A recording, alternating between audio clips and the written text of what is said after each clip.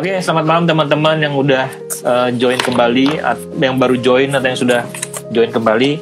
Aku tadi sempat motretin ada beberapa pertanyaan dari teman-teman, ya, mudah-mudahan kebaca. Dari Squadron, tapi nggak nanya soal drone ini, nggak soal terbang ini. Malam Om, kalau punya banyak stok foto, tapi masih belum merasa pede dengan hasil fotonya, foto yang bagus biasanya dilihat dari sudut apa saja? Karena perspektif orang lihat suatu foto kan berbeda-beda. Nah, itu pertanyaannya Mas Bea.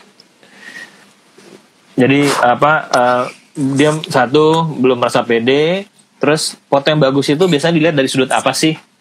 Dari sudut biru atau sudut merah gitu kan? Iya. Sudutnya banyak banget Mas. Ini soalnya jajaran genjang nih. Matematik dah. Tapi gini, kenapa mesti nggak pede? Pertanyaannya gitu. Kalau kamu nggak pede ya berarti fotomu jelek. Udah gitu aja. Kalau kamu pede,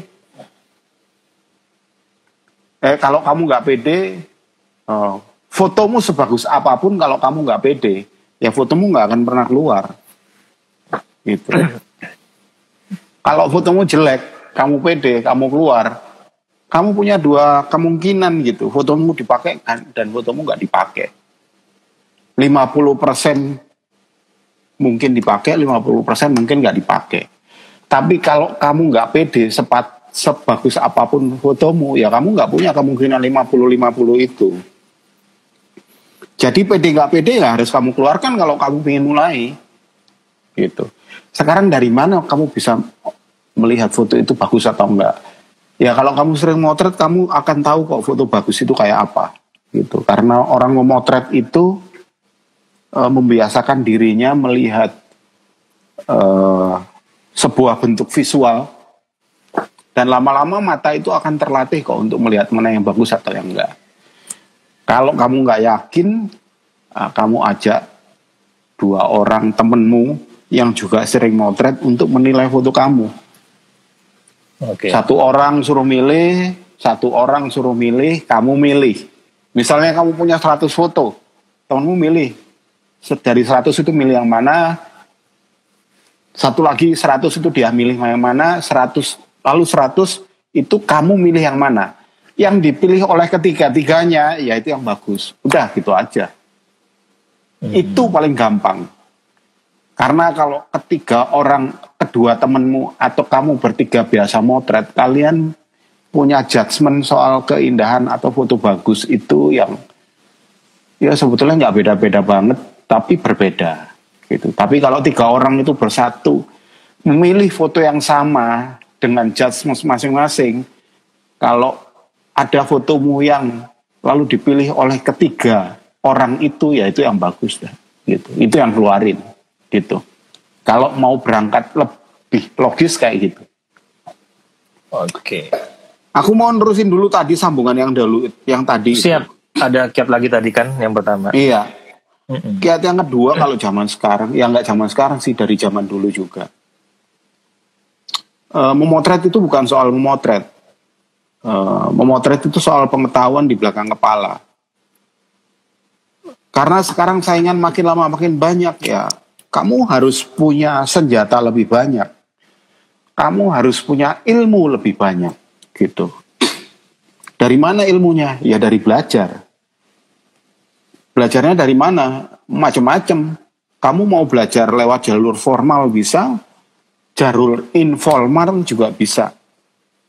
Kamu mau masuk dunia, masuk jurusan, misalnya mau kuliah, ambil aja jurusan komunikasi. Kenapa? Karena kamu diajari cara berkomunikasi. Cara berkomunikasi itu yang kamu terapkan dalam kamu memotret. Atau cara kamu mendekati orang. Gitu. Saya tidak mengesampingkan bahwa fotografi itu tumbuh di jalan. Bukan ilmu murni, ilmu terapan yang tumbuh di jalan, ilmu praktek. Tetapi tetap saya bilang bahwa sekolah merupakan adalah merupakan landasan yang sangat bagus sebagai seorang fotografer. Kalau kamu nggak ambil jurusan fotografi, jurusan komunikasi, kamu bisa mengambil jurusan yang ilmu yang berhubungan dengan manusia, gitu, sosiologi, fisiologi, ilmu budaya. Itu kamu harus punya. Atau kalau kamu mau menempuh pendidikan formal tentang itu akan sangat bagus lagi. Dari ilmu budaya kamu bisa belajar banyak soal manusia.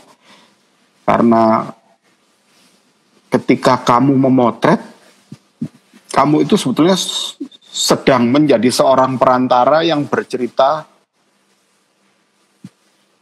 tentang manusia untuk manusia yang lain. Dan ceritanya macam-macam, gitu. Ceritanya macam-macam. Oke. Bisa foto single, bisa foto story, atau macam-macam. Mau foto fashion pun sangat berhubungan dengan ilmu manusia.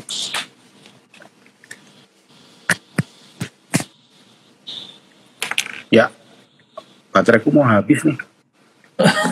Cas dulu dong pantatnya. Ini aku cas nih sekarang.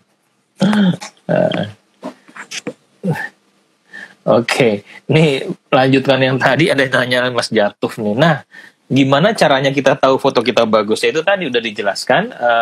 Setidaknya kata Mas Bea tadi, kita motret bareng sama teman, ajak 2 orang teman. Setelah motret, tanya sama teman gitu, mana yang kira-kira paling menarik di antara 2 teman itu. Mana yang dipilih mereka? Ya Kang ya?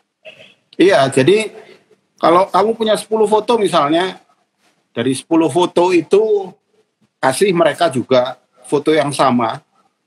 Foto yang sama. Kalau kamu punya 50 foto, kasih mereka 50, teman satu lagi 50, dan kamu memegang foto yang sama 50. Dari 50 itu kamu pilih yang menurut kamu paling bagus. Dan temenmu juga melakukan hal yang sama. Memilih berapa yang menurut dia yang bagus dari 50 yang kamu kasih. Gitu. Kalau 3 orang itu misalnya ada memilih foto yang sama, jadi ada satu foto yang dipilih kalian bertiga secara terpisah, ya berarti foto itu bagus. Gitu ya? Iya. Oke. Ini juga tadi Mas Arumeda tadi satu tipsnya juga udah dilanjutkan kembali, diinformasikan kembali sama Mas Bea ya. Jadi Mas Bea nggak lupa loh tipsnya, diulang kembali, bisa jadi catatan. Terus ada satu pertanyaan lagi yang tadi di sesi pertama dari Mas Huts. Mohon bertanya Om, ketika liputan untuk membuat foto story, frame-frame foto apa saja sih yang harus kita dapatkan? Ini menarik nih tentang foto story. Frame-frame apa saja yang kayak harusnya tuh sering-sering lihat Instagramnya Mas Bea itu. Iya, kamu foto lihat story semua itu. Aja. Panjang itu ceritainnya. Frame pembuka, frame inti, sama penutup, itu aja 3 itu yang diingat. Iya, betul. Ayo, cerita singkat lah. Cerita singkat ya.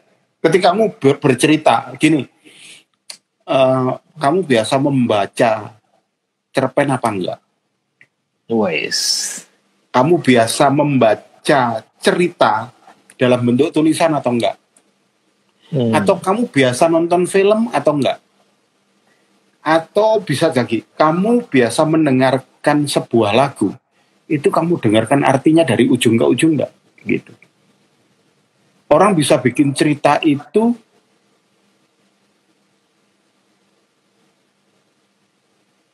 dia bisa bikin cerita kalau dia biasa membaca, dia biasa menonton film, dia biasa mendengarkan sebuah lagu. Karena ketika kita membaca sebuah cerita, cerpen lah katakan, lalu kita bisa tahu jalan ceritanya. Nah, kalau kita tidak biasa membaca, akan sangat susah, lalu kita harus membuat sebuah cerita dalam bentuk visual. Cerpen itu dikembangkan dari awalnya satu kalimat, gitu. Terus dikembangkan sama dia menjadi satu alinea. Dari satu alinea itu bisa berkembang menjadi mungkin 20 atau 30 alinea sebuah cerita lengkap, gitu. Nah, lalu apa yang dikembangkan? Yang dikembangkan ya cerita intinya satu alinea itu. Sama kayak membuat foto story, kita harus membuat inti ceritanya dulu. Inti cerita misalnya, aku menemani ibuku ke pasar. Aku menemani ibuku ke pasar. Aku subjek, ibuku. Aku menemani predikat, ibuku objek. Ke pasar keterangan tempat, gitu. Aku menemani ibuku ke pasar, contohnya. Terus akan ada perkembangan pertanyaan, kamu menemani ibumu ke pasar naik apa? Dalam rangka apa? Gitu. Itu kan dari satu kalimat inti, gitu. Berkembang. Oke, aku mengantarkan ibuku ke pasar naik sepeda. Oke, itu inti kalimat, kita bisa kembangin macam-macam. Sekarang kita switch ke foto. Berarti harus ada foto aku sepeda dari ibuku. Bisa berangkatnya, bisa di pasar, bisa pulangnya. Berangkatnya misalnya sepedanya kosong, pulangnya sepedanya penuh dengan belanjaan. Menemani ibu ke pasar. Ngapain ke pasar? Belanja. Berarti harus ada gambar ibuku belanja. Gitu. Udah dapat berapa visual? Udah dapat aku 3. sama sepeda. 1. Terus di pasar 2. Mau motret apa di pasar? Sepedanya. Motret ibuku pasti. Udah 4 foto. Gitu. Ibu bawa belanjaan 5 foto. Sepeda penuh dengan belanjaan 6 foto. Gitu. Kang, cukup sampai 6 aja. Kita mau bikin kursus foto story, Kang. Nah, ya ini intinya. Maksudnya gini, ketika kamu nggak biasa membaca, ya kamu nggak bisa membuat sebuah kalimat, gitu. Kayak gitu. Nah, makanya kamu bisa biasa membaca nggak, gitu. Jadi kamu harus membaca dulu. Membaca atau melihat film atau mendengarkan lagu, gitu. Dan yang paling penting adalah kamu harus bisa berbahasa Indonesia dengan baik dan benar. Hubungannya? Gitu. Hah? Kok harus bisa berbahasa Indonesia yang baik dan benar? Loh iya, ketika kita bisa membuat satu kalimat, kalau bahasa Indonesia kita nggak baik dan benar, kita nggak bisa mengembangkan jadi satu kalimat. Untuk mengembangkannya gitu. Betul. Gitu. Ya, kalau aku sih lebih senang kalau kita biasa ngeliat film ya, walaupun filmnya durasinya panjang, tapi film itu kalau untuk story persis ya, frame-frame awal mereka itu ya sama kayak kita bikin foto story gitu kan. Jadi bisa belajar dari sana juga ya, Kang ya. Iya, betul. Frame awal mereka apa yang ditampilkan, terus di tengah apa, endingnya seperti apa gitu ya. Tapi itu demikian ya tips-tips dan penjelasannya. Nanti Mas Hud tinggal mengembangkan sendiri, kurang lebih seperti itu. Kalau pengen prosesnya ya nanti aku bikin kursus dulu ya. Mas Rudi coba dirancang kursus foto story. Sebenarnya udah ada beberapa teman yang nanya untuk bikin kursus ya, tapi nggak tahu.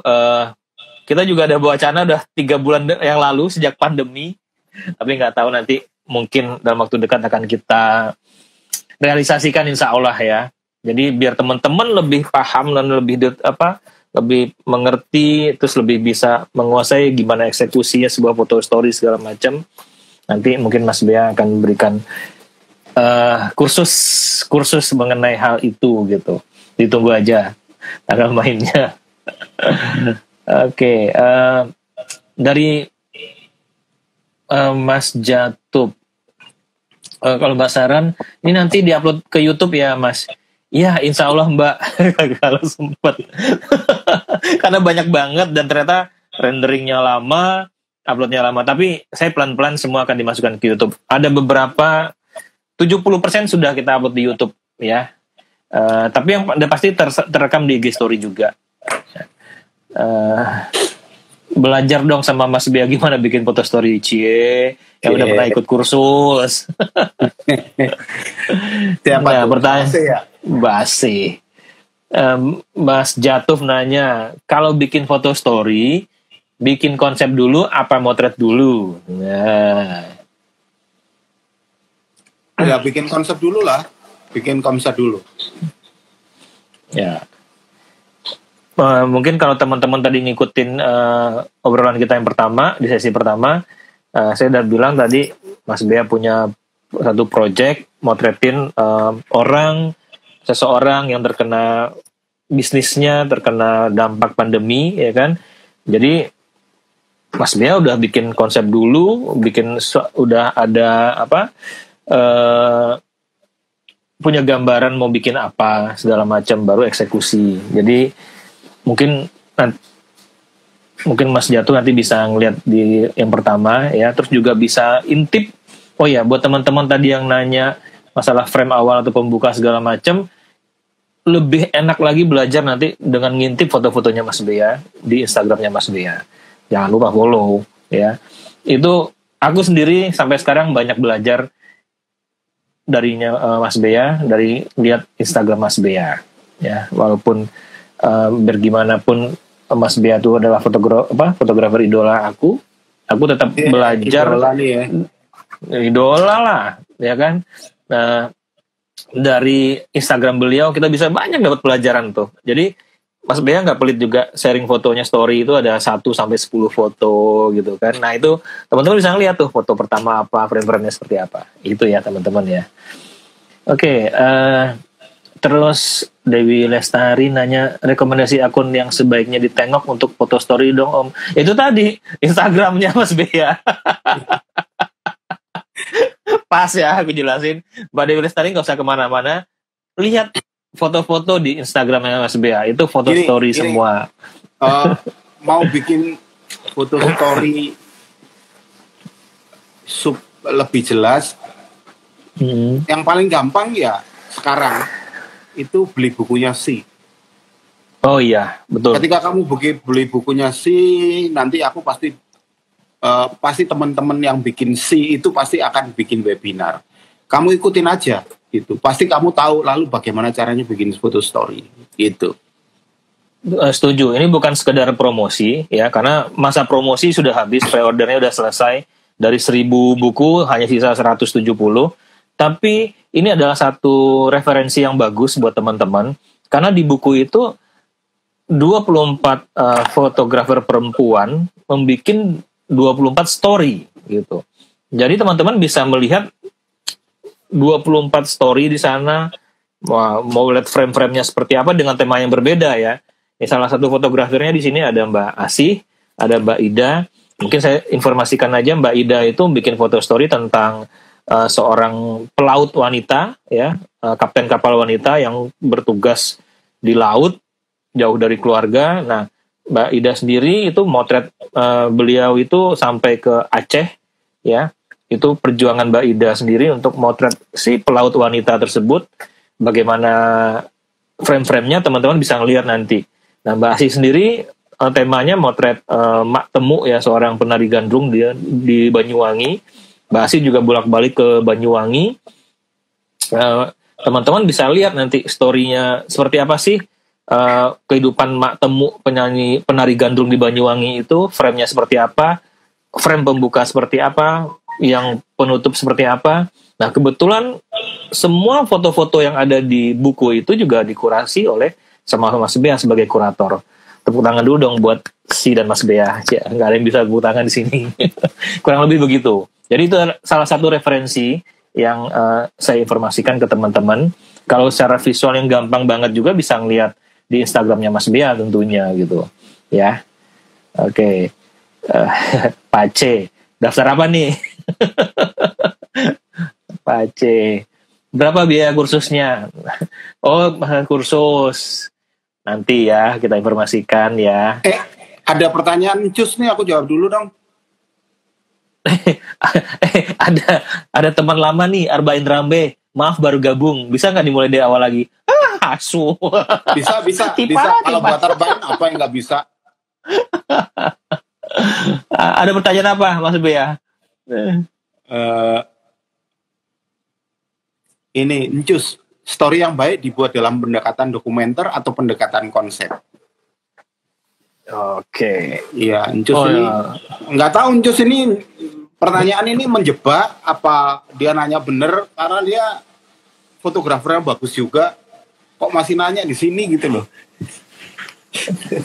Encus ini lihat itunya banyak menang lomba dia. Tunggu, aku ngelihat profilnya kok kayak kenal ya? Kenal lah. Ini jangan-jangan si Lai dari Medan ini? Iya. Ini pertanyaan menjebak kali ini. Tapi nggak apa-apa, ini buat pencerahan buat teman-teman mungkin. Story yang baik dibuat dalam pendekatan dokumenter atau pendekatan konsep. Ya, kalau buat aku sih story itu harus dibuat dengan konsep. Oke. Ketika konsepnya udah jadi, lalu bisa dipilih eksekusinya melalui pendekatan dokumenter atau pendekatan portret atau pendekatan apa lagi ya, gitu. Tapi konsepnya harus dibikin dulu gitu. Dari konsep itu kita akan tahu eksekusinya memilih pendekatan mana yang lebih cocok gitu. Karena dari konsep itu kan kita bikin cerita dulu gitu. Nah, cerita itu lalu hasil akhirnya buat apa? Akan dipasang di mana gitu. Nah, dari situ lalu baru ketemu mau dibikin dengan pendekatan apa gitu. Tapi konsep itu bukan pendekatan. Konsep itu sesuatu yang harus dibikin sebelum pendekatannya dikerjakan. Gitu kira-kira Cus. Ini Cus ini Parolan bukan ya? Iya. Iya. Betul. Ini apa sih Bang Arbain lidahnya kegigit mulu? Mas Ardani, Mas Bea. Saya lihat foto Mas Bea banyak yang dead center. Tapi kok enak dilihat. Emang siapa yang larang dead center? Kalau Mas Adani kalau ngikuti Mas Gatu ya akan mengikuti 1/3 2/3. Kalau aku enggak. Aku senangnya dead center, ya udah tak sikat dead center aja. Karena aku bosan melihat pendekatan komposisi teoritis. Rule of third itu aku bosan banget. Jadi harus ngelawan arus ya. Iya, aku bosan aja. Jadi aku membuat pendekatanku sendiri. Dead center, oke, dead center gitu. Karena ya itu kata Bang Arbain, karena sesuatu yang terlalu baku dan ada aturan terus ya nggak menarik. Jadi betul juga Mas Bea ngikut sekali-sekali. Karena 2/3 dibikin dead center, malah nanti frame-nya dibikin orang yang 3/4, 16/9, Mas Bea kadang-kadang bikin square, ya. Contohnya gitu ya. Iya. Oke, ini dari Mas Hamdileri lagi nih. Pernah punya pengalaman pahit apa Om? Misalnya diplototin, ditantang orang karena foto sembarangan di tempat umum, kayak pas foto di pasar gitu. Karena itu yang selalu dikhawatirkan pas ambil foto street. Mas Bea juga mau dibacok orang. Bukan cuma itu. Karena Mas Bea bukan motret di pasar, motret di kerusuhan, di perang. Mas Bea juga pernah ketembak pantatnya, tapi untung pantatnya ya. Coba bukan di depan pantat. Aduh, nggak tahu deh. Itu udah aku jawab itu. Pengalaman Mas Bea banyak sekali, Mas. Ya. Jadi bukan hanya ditantang, Mas Bea juga pernah di Ambon itu satu hotel selama beberapa hari itu pindah kamar terus, ya Mas Bea ya, ke lantai ini, ke lantai itu, ke lantai itu, ya. Karena Mas Bea kalau motret cuma di pasar dipelototin orang udah biasa, paling ditinggalin. Tapi Mas Bea udah motret hampir di tempat-tempat konflik di Indonesia, juga pernah ke luar negeri, ke Afghanistan, ya, motret perang segala macam. Dulu juga motret konflik di Timur yang ketembak. Jadi story-nya Mas Bea ini banyak banget. Makanya aku bikinin buku tentang Bea Wiharta gitu loh. Ini yang deadline-nya Agustus. Gimana ini? Udah September ini. Tapi aku nggak mau ganggu dulu. Tapi besok aku tagih. Kalau Mas Bea mau jawab lagi dari pertanyaan Mas Hamdileri, silakan loh. Iya. Pernah punya pengalaman yang lucu, ya enak nggak enak, tapi bagian dari pekerjaan. Jadi ketika Presiden Amerika George Bush datang ke Indonesia, dia ketemu SBY di Bali. Iya, zaman SBY. Dia dari mana ke Indonesia, ketemu SBY. Sebentar aja tuh dia mendarat pagi, ketemu SBY siang, habis ketemu SBY cabut. Gitu. Nah, lalu aku dikirim ke Bali sama Reuters. Gitu. Bukan buat motret pertemuan George Bush sama SBY, tapi hanya untuk mengirim foto. Mengirim foto? Iya, mengirim foto. Jadi Reuters kan punya fotografer yang ngikutin Bush kemana-mana. Dia White House fotografer. Oke. Nah, kalau nggak salah dia habis dari Jepang ke Bali, terus mendarat pagi, siang ketemu SBY, habis ketemu SBY dia cabut ke Hawaii terus pulang, gitu. Nah, jadi tugasku itu cuman mengirim fotonya, kalau nggak salah siapa waktu itu, Kevin kalau nggak salah, Kevin Lamar. Aku dikirim sehari sebelumnya ke Bali, stay 2 malam. Jadi besok datang, aku hari ini pagi berangkat ke Bali, lengkap bawa kamera, bawa laptop, pokoknya biasa lah. Itu tahun 2000 berapa ya, lupa aku. 2012 atau... kemudian aku sampai Bali, aku tidur di hotel yang dekat bandara, gede banget, tempat pertemuan itu berlangsung. Hotelnya bagus, aku dapat 1 kamar gede banget gitu. Aku datang pakai pesawat pagi, terus langsung menuju hotel, naik taksi. Taksinya nggak boleh masuk, jadi aku turun di gerbang, aku bawa alat, narik-narik koper, terus ya biasa. Amerika itu kan paranoid dengan Indonesia. Gitu. Iya. Jadi semuanya itu, pokoknya nggak boleh ada yang masuk. Hotel itu dikuasai bukan oleh Pas Pampres. Pas Pampres itu hanya di luar hotel. Kalau masuk hotel itu yang menguasai adalah Secret Service. Secret Service, gitu. Jadi aku di gerbang itu semua alatku tak taruh, terus dibuka, diperiksa Secret Service itu, diperiksa anjing, ID-ku diminta. Nah, namaku itu sudah terdaftar bahwa aku boleh masuk ke hotel itu. Gitu.